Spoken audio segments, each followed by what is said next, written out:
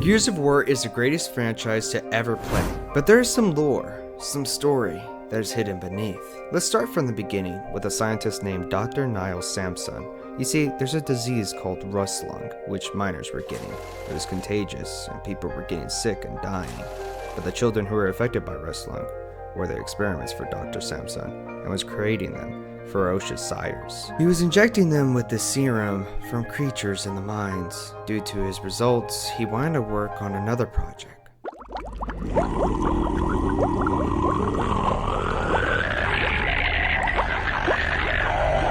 Creating genetically enhanced soldiers, which is something like the sires, but will be manageable and capable of reproduction. But then there was this one little girl who was immune to rust lung. Combining her stem cells with the sire's DNA is where the first Locust was created, and it was named the Matriarch. E-Day, otherwise known as Emergence Day. I usually have this day about once a week when my female wants to kill me. But E-Day was the time the Locusts rised up above ground, killing civilians. What the hell are they? Oh my god, I don't want to die. Please don't save me, Ward. Please. You don't want to die. The kids need to live with Mommy.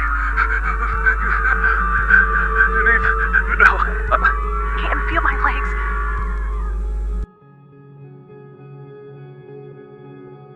Locust was being led by General Rom and General Khan, and that's when an army needed to be called out. COG, which stands for Coalition Order Government. COG was formed during the time of Age of Silence, which was the golden age for this planet Sera. But Emergency Day was the most awful day since 25% of the human population got wiped out in a single day. Nothing but death and screams from the innocent civilians. Gears of War, Judgment Day. We follow our character named Damien Baird. When this game was released, it didn't match up to the expectations to Gears of War 3, but the lore in this game is crucial to understanding the early days of the war. Baird was in a group called Kilo Squad, which had Coltrane and Garen Paddock, and Sophie Hendrick. They are on trial for disobeying orders. So that's why it's called Judgment Day. Okay, honestly, I did not know that. The squad is given a chance to explain to Colonel Azura why they disobey orders. But that's not all. You see, there's a general coming, and their main goal is to wipe communication towers and military camps, and his name is General Khan. But there's a reason why he's so mad, like someone pooped in a sewer bowl. It's because Khan's position was at a museum of military glory, and they were struck by a light mass missile fire by Kilo Squad. Though thousands of his troops were killed by the light mass missile, Khan survived, so he wanted revenge badly. Khan wasn't as buff as Rom, because he doesn't work out, but Khan had a lot of ambition. So Khan rised up at the courthouse, trying to kill everyone, and especially take out Kilo Squad.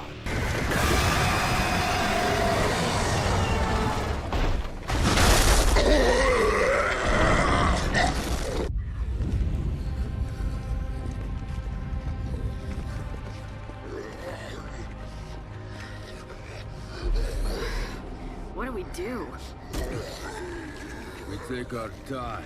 There's a difference between war and cruelty. War is cruelty. And this one's not over.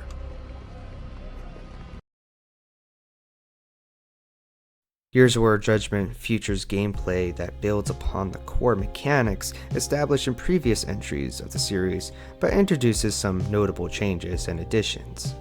The game retains its signature cover-based shooting mechanics from previous entries, where players can take cover behind objects, walls, and barriers to avoid enemy fire and strategically attack opponents. Unlike previous Gears games, Judgment introduces a new mission structure where players face dynamic challenges and scenarios within each level. These challenges can alter gameplay by introducing specific objectives or enemy encounters that must be tackled in unique ways. The game includes a variety of weapons, some new, some old.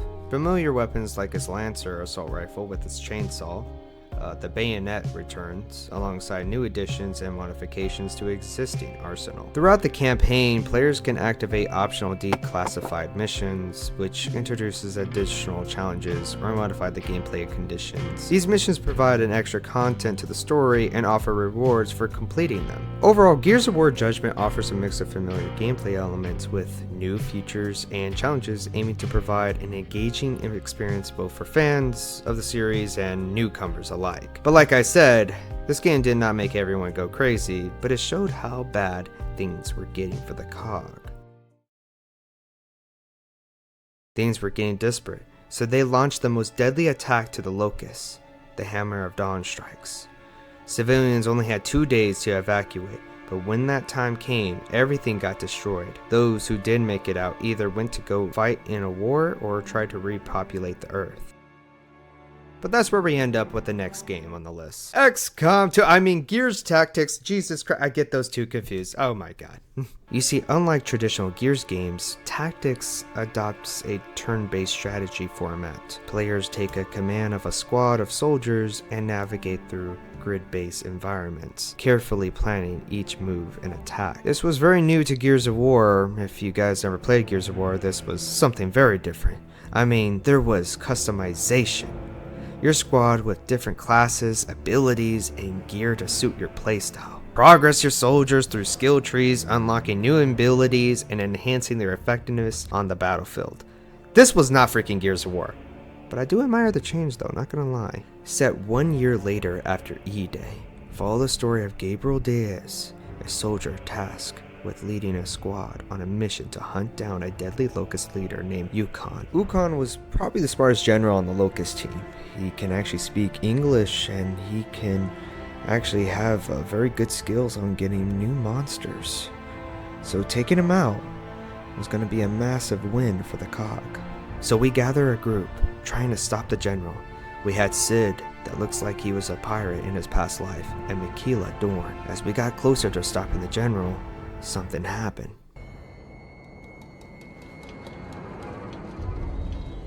Excellent.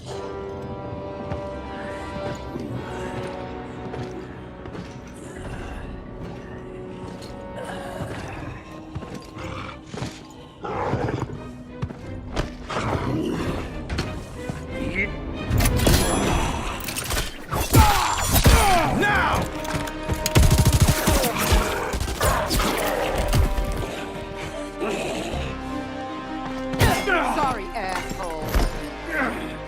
Pharmacy's closed.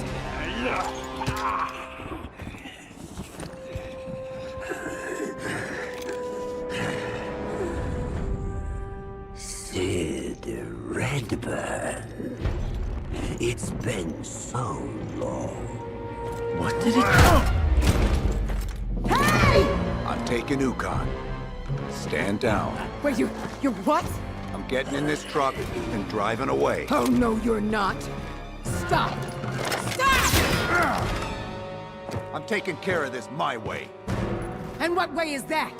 The backstabbing lunatic way? You want to be stupid? Go ahead. Shoot.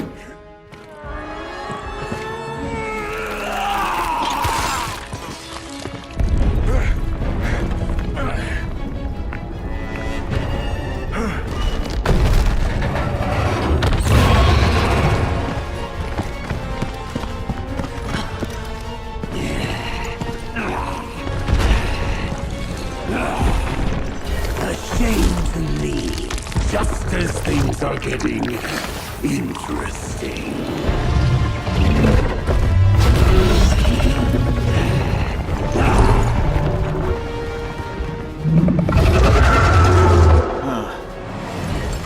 Just like we planned it.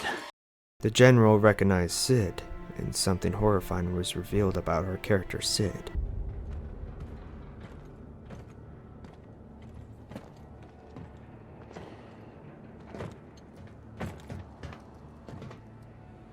Had enough alone time? Because Yukon's still out there, and we've only got one lead left. Your backstabbing ass. Know what? You're no better than Prescott. I'm protecting you, goddammit! Really? Because I thought you were protecting your old pal Ukon. If I tell you the truth, there's no going back.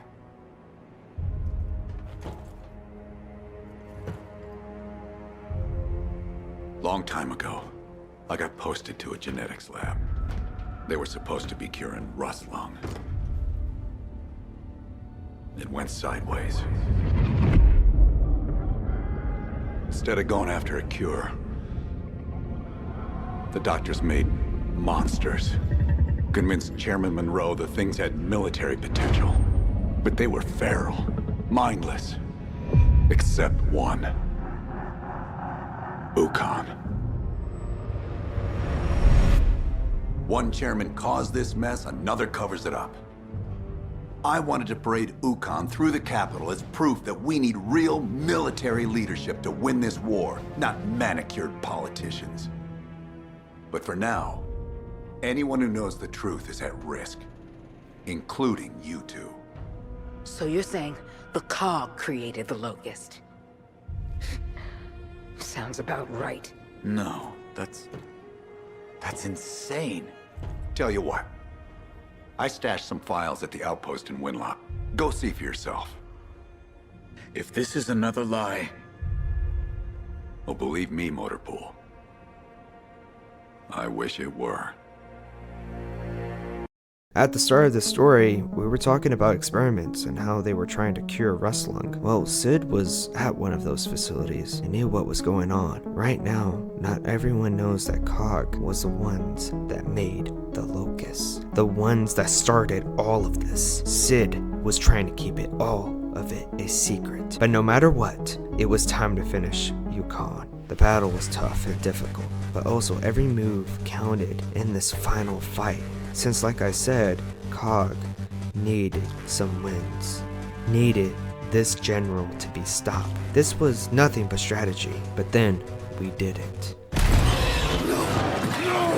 No! Big guys down! And out! Stay alert. Don't trust anything until you see Ukon dead. Back! Get back!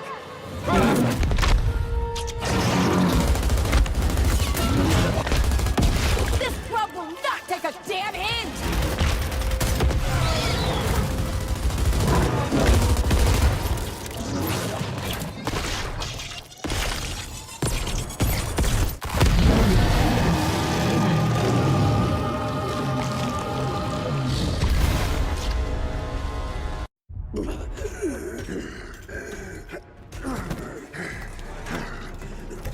Pop away.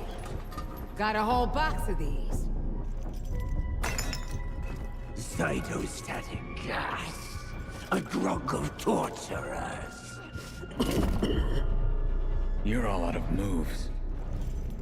New Hope never left you, did it, Sid? I missed you too, asshole. You think you've won, but your suffering is only beginning. Humanity is weak, soft. My creatures, my perfect creations, will outlive you all!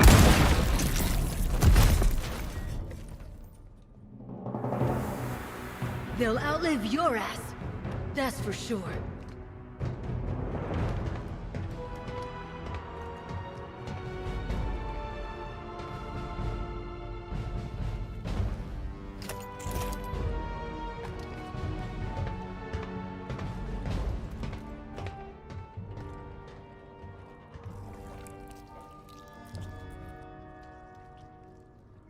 That's that then.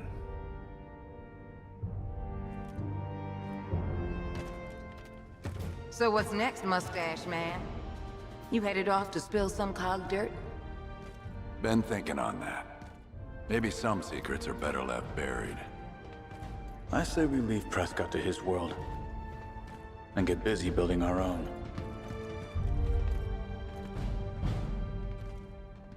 Then we head to the next era. The Locust was after a guy named Adam Phoenix because something was going on in the tunnels, something called the Lampent. The Locust was getting infected by the sickness of the Lampent, but that's where Marcus Phoenix abandoned his position in an attempt to rescue his father Adam Phoenix. But unfortunately, because of Marcus' decision, Euphoria was overrun. Marcus unfortunately did not save his father and unfortunately died. Marcus at first was going to receive the death penalty, but Dom, his friend, saved him in a way by having Marcus do 40 years of time in prison. The war was going on, so many people dying on the streets. COG doing everything they can to save the world, but it felt like they were doing as much damage as the Locusts, seeing figures of people who were once alive, but now seeing nothing but destruction.